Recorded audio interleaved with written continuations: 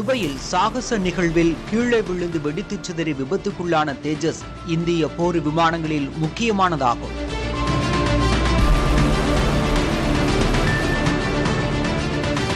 இது இந்தியாவிலேயே தயாரிக்கப்படும் இலகுரக போர் விமானமாகும். பழைய MiG-21 விமானங்களுக்கு பதிலாக இந்திய விமானப்படைக்கு வலிமை சேர்க்கும் வகையில் தேஜஸ் அறிமுகம் செய்யப்பட்டது. 2016ஆம் ஆண்டு முதல் இந்திய ராணுவத்தில் தேஜஸ் பயன்படுத்தப்பட்டு வருகிறது.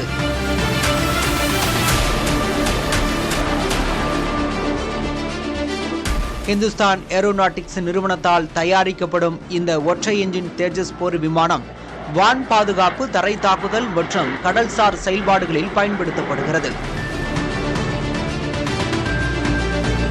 உலகின் மிகச்சிறிய போர் விமானங்களில் ஒன்றான தேஜஸ் மணிக்கு 2220 கிலோமீட்டர் வேகத்தில் பறக்கக்கூடியது.